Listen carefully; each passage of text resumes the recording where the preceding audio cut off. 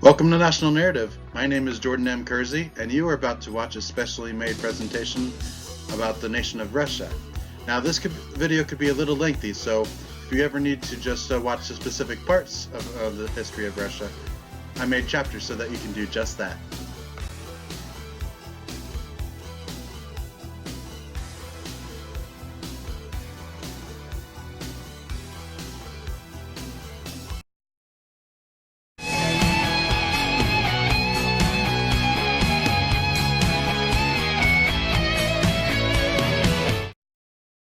Russia is the largest country in the world.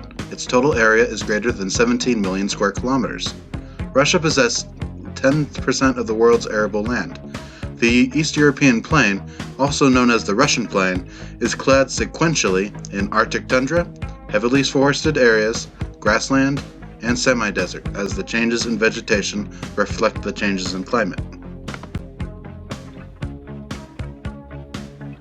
Russia has thousands of rivers and inland bodies of water, providing it with one of the world's largest surface water resources.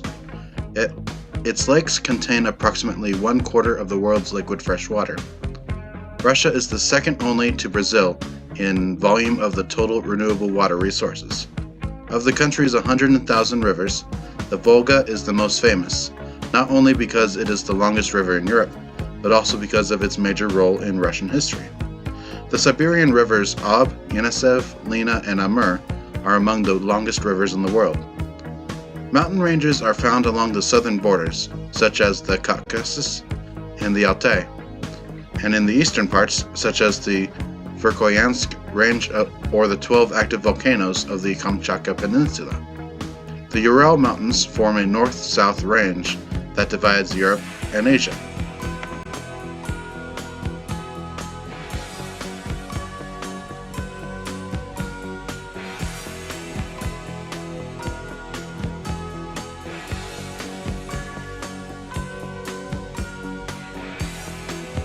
Did you know Russia has the world's largest forest reserves known as the lungs of Europe, second only to the Amazon rainforest in the amount of carbon dioxide it absorbs?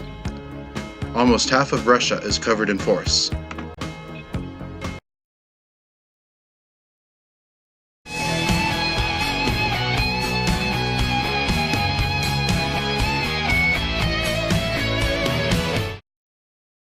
Russia is a multinational state with over 170 ethnic groups, designated as nationalities. The populations of these groups vary enormously, from millions to under 10,000. Although Russian is the official state language, Russia's ethnic groups speak some 100 languages. According to the 2002 census, 142.6 million people speak Russian, followed by Tatar with 5.3 million and Ukrainian with 1.8 million speakers. In 2012, study results showed that 46.8% of Russians declared themselves Christians, while 25% were spiritual but not religious, 13% were atheists, and 8.4% were other. Approximately 73.8% of the population lives in urban centers.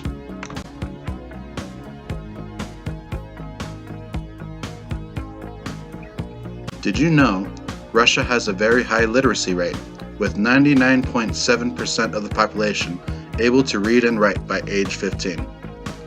Russian is one of the 5 most spoken languages in the world. Russians use the Cyrillic alphabet instead of the Latin alphabet.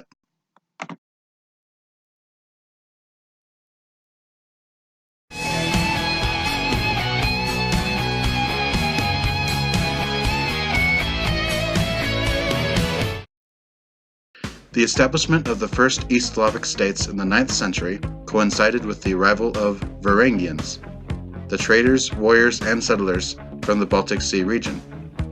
Primarily, they were Vikings of Scandinavian origin who ventured along the waterways, extending from the East Baltic to the Black and Caspian Seas. A Varangian named Rurik was elected ruler of Novgorod in 862. In 882, his successor ventured south, conquered Kiev, and subsequently destroyed the Khazar Khaganate and launched several military expeditions to Byzantium and Persia. In the 10th to 11th centuries, Kievan Rus became one of the largest and most prosperous states in Europe. The reigns of Vladimir the Great and his son Yaroslav the Wise constitute the Golden Age of Kiev, which saw the acceptance of Orthodox Christianity from Byzantium and the creation of the first East Slavic written legal code, the Russkaya Pravda.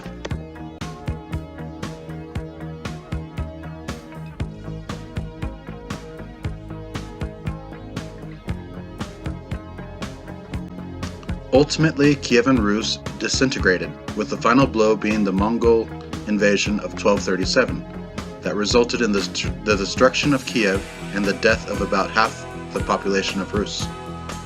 The invading Mongol elite, together with their conquered Turkic subjects, became known as Tatars, forming the state of the Golden Horde, which pillaged the Russian principalities. The Mongols ruled the Russians for over 2 centuries. The Mongol-dominated Vladimir Suzdal and the Novgorod Republic, 2 regions on the periphery of Kiev, established the basis for the modern Russian nation. Led by Prince Alexander Nevsky, the Novgorodians repelled the invading Swedes in the Battle of the Neva in 1240, as well as the Germanic Crusaders in the Battle of the Ice in 1242. The most powerful state to eventually arise after the destruction of Kievan Rus was the Grand Duchy of Moscow. While still under the domain of the Mongolian Tatars, Moscow began to assert its influence in the Central Rus in the early 14th century, gradually becoming the leading force in the process of Russian reunification and expansion. Led by Prince Dmitry Donskov of Moscow and helped by the Russian Orthodox Church, the United Army of Russian Principalities inflicted a milestone defeat on the Mongol Tatars in the Battle of Kulikovo in 1380. Moscow gradually absorbed the surrounding principalities, including formerly strong rivals such as Tver and Novgorod. Ivan III, or Ivan the Great, finally threw off the control of the Golden Horde and consolidated the whole of the central and northern Rus under Moscow's dominion. After the fall of Constantinople in 1453, Moscow claimed succession to the legacy of the Eastern Roman Empire.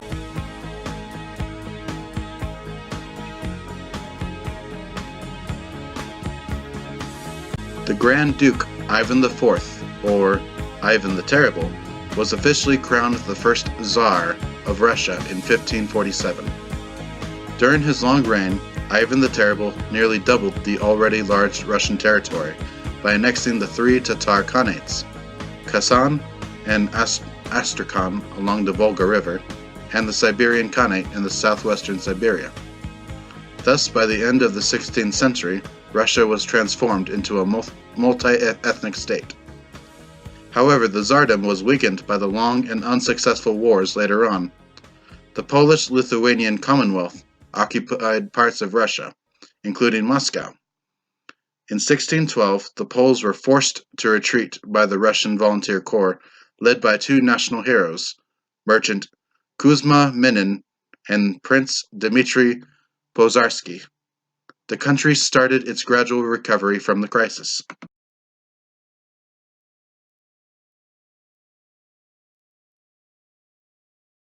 Did you know one of Russia's important holidays is Unity Day on November 4th, which commemorates the popular uprising which expelled the Polish occupation force from Moscow in 1612.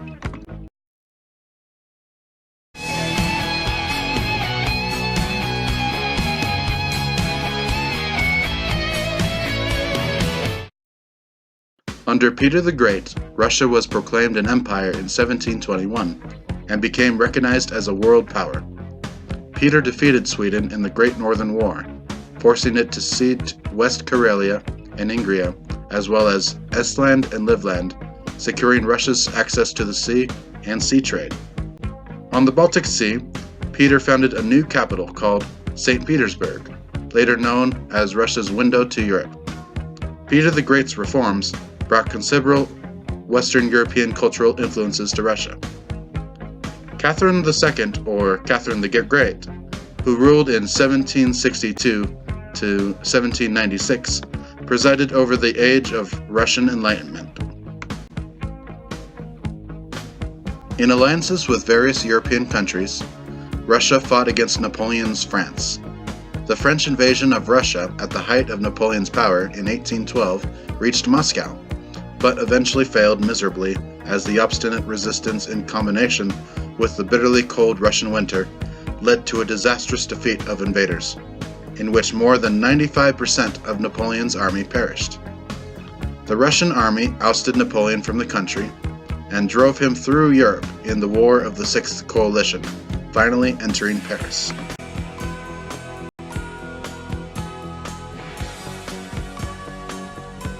Did you know Russians colonized Alaska and even founded settlements in California, such as Fort Ross? In 1820, a Russian expedition discovered the continent of Antarctica.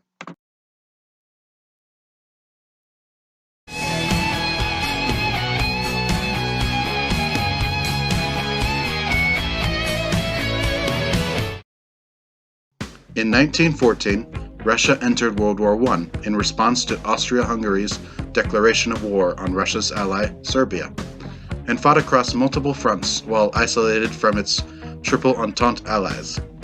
In 1916, the Brusilov offensive of the Russian army almost completely destroyed the military of Austria-Hungary. However, the already existing public distrust of the regime was deepened by the rising costs of war, high casualties, and rumors of corruption and treason. All this formed the climate for the Russian Revolution of 1917. The February Revolution forced Nicholas II to abdicate. He and his family were imprisoned and later executed. Eventually, the October Revolution, led by Bolshevik leader Vladimir Lenin, overthrew the provisional government and gave full governing power to the Soviets, leading to the creation of the world's first socialist state. Following the October Revolution, a civil war broke out between the anti-communist white movement and the new Soviet regime with its Red Army. By the end of the Civil War, Russia's economy and infrastructure were heavily damaged. There were an estimated 7 to 12 million casualties during the war, mostly civilians.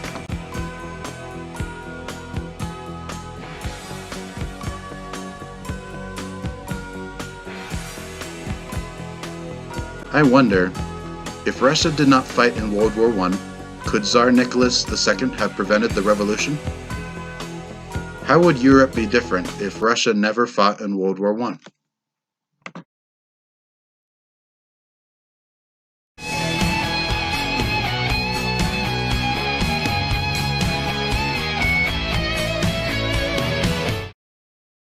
The Union of Soviet Socialist Republics, or Soviet Union, was formed on the 30th of December, 1922.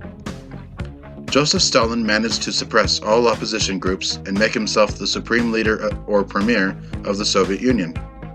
Stalin triggered the nation's plunge into extreme socialism and communism, where the heavy agrarian economy transformed into a major industrial powerhouse in a short time.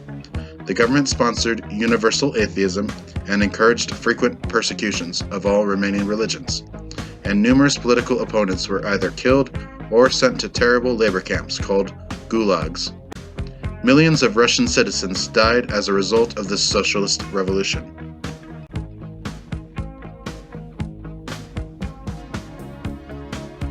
When World War II started, the Soviet government decided to sign a non-aggression pact with Germany and divide Eastern Europe into their respective spheres of influence. On the 22nd of June, 1941, Nazi Germany broke the non-aggression treaty and invaded the Soviet Union with the largest and most powerful invasion force in human history, opening the largest theater of the World War II. Nearly 3 million Soviet prisoners of war in German captivity were murdered in just 8 months. Although the German army had considerable early success, their attack was halted in the Battle of Moscow. Subsequently, the Germans were dealt major defeats, first at the Battle of Stalingrad in the winter of 1942, and then in the Battle of Kursk in the summer of 1943. Another German failure was the siege of Leningrad, in which the city was fully blockaded on land between 1941 and 1944 by German and Finnish forces, and suffered starvation and more than 1 million deaths, but never surrendered. Under Stalin's administration and the leadership of great commanders, Soviet forces took Eastern Europe in 1944 to 1945 and captured Berlin in May 1945. The 1941 to 45 period of World War II is known in Russia as the Great Patriotic War. During this war, which included many of the most lethal battle operations in human history, Soviet civilian and military deaths were about 27 million, accounting for about a third of all World War II casualties.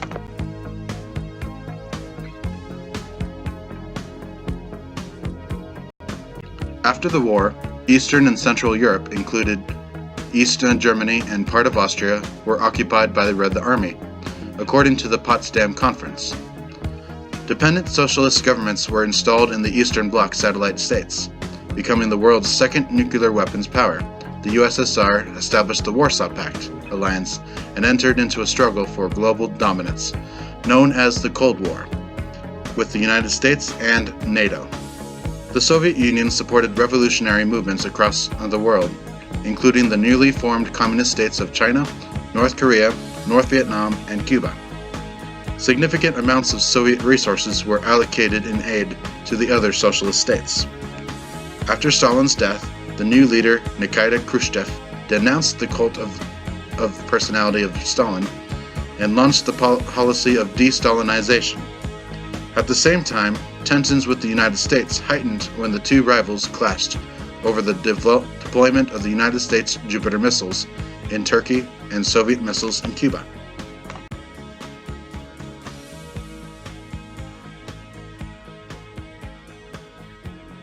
The era of the 1970s and the early 1980s was later designated as the era of stagnation, a period when economic growth slowed and social policies became static.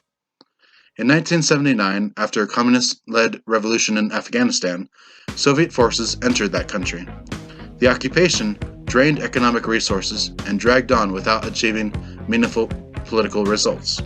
Ultimately, the Soviet army was withdrawn from Afghanistan in 1989 due to international opposition, persistent anti-Soviet guerrilla warfare, and a lack of support by Soviet citizens.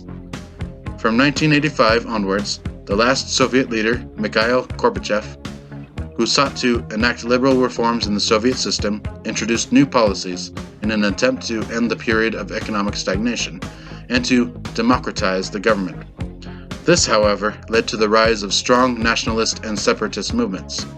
Prior to 1991, the Soviet economy was the second largest in the world, but during its last years, it was afflicted by shortages of goods in grocery stores, huge budget deficits, and explosive growth in the money supply, leading to inflation. By 1991, economic and political turmoil began to boil over. As the Baltic states chose to secede from the Soviet Union, on Christmas Day, 1991, the USSR was dissolved into 15 post-Soviet states.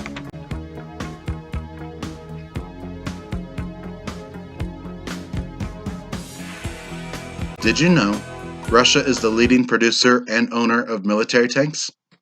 Russia has nearly 22,000 tanks, while China has about 13,000, and the USA has about 6,000.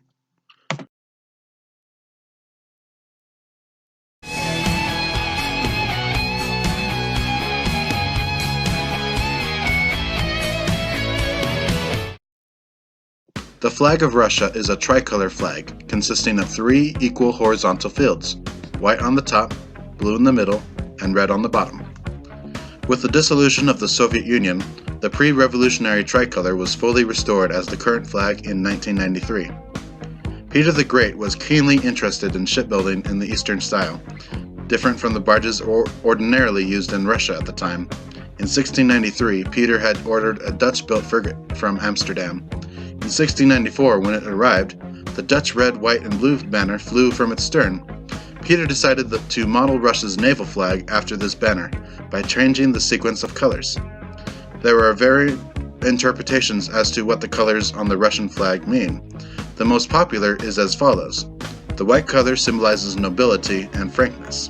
The blue for faithfulness, honesty, impeccability, and chastity. And red for courage, generosity, and love.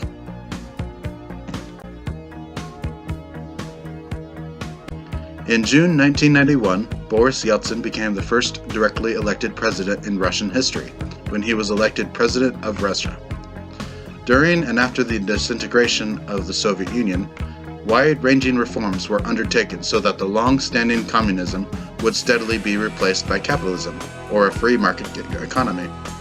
All this resulted in a major economic crisis, characterized by a 50% decline in both GDP and industrial output between 1990 and 1995. The privatization largely shifted control of enterprises from state agencies to individuals with inside connections in the government. Many of the newly rich moved billions in cash and assets outside of the country in an enormous capital flight. The depression of the economy led to the collapse of social services. Millions plunged into poverty. The 1990s saw extreme corruption and lawlessness, the rise of criminal gangs and violent crime. On the 31st of December 1999, President Yeltsin unexpectedly resigned, handing the post to the recently appointed Prime Minister Vladimir Putin, who then won the 2000 presidential election. High oil prices and the initially weak currency, followed by increasing domestic demand, consumption, and investments, helped the economy grow. Following the world economic crisis of 2008 and a subsequent drop in oil prices, Russia's economy stagnated and poverty again started to rise until 2017 when, after the prolonged recession, Russia's economy began to grow again. While many reforms made during the Putin presidency have been generally criticized by Western nations as undemocratic, Putin's leadership over the return of order, stability, and progress has won him widespread admiration in Russia. Soviet and Russian athletes have always been among the best in the world. The Soviet Union national ice hockey team were so talented that they managed to win gold at almost all the Olympics and World Championships they contested. Association football is one of the most popular sports in modern Russia, appearing in 4 FIFA World Cups from 1958 to 1970. Lev Yashin is regarded as one of the greatest goalkeepers in the history of football. In 2007, the Russian national basketball team won the European Basketball Championship. Larisa Latynina, who currently holds the record for the most gold Olympic medals won by a woman, established the USSR as the dominant force in gymnastics for many years. Russian synchronized swimming is the best in the world, with almost all gold medals at Olympics and World Championships, having been swept by Russians in recent decades. Figure skating is another popular sport in Russia, especially pair skating and ice dancing. With the exception of 2010 and 2018, a Soviet or Russian pair has won gold at every Winter Olympics since 1964. Chess is a widely popular pastime in Russia. From 1927, Russian Grand Masters have held the World Chess Championship almost continuously.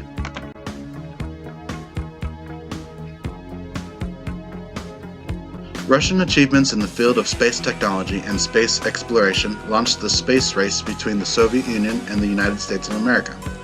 In 1957, the first Earth-orbiting artificial satellite, Sputnik 1, was launched and the space race began. Many other Soviet and Russian space exploration records ensued. For example, Luna 9 was the first spacecraft to land on the Moon. Nowadays, Russia is the largest satellite launcher. After the United States Space Shuttle program ended in 2011, Soyuz rockets became the only provider of transport for astronauts at the International Space Station. Luna Glob is a Russian moon exploration program planned for 2021. Russia is also developing the Federation spacecraft that will conduct lunar orbits as early as 2026. In February 2019, it was announced that Russia is intending to conduct its first crewed mission to land on the Moon in 2031.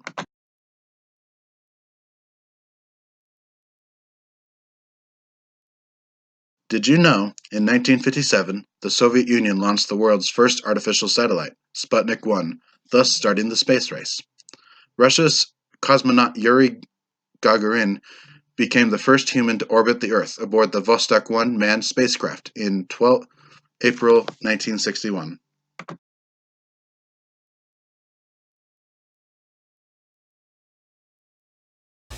Thank you for watching my video. Feel free to subscribe, comment, and share. Next week I'm going to present to you my video on the history of the nation of Japan. So keep in touch.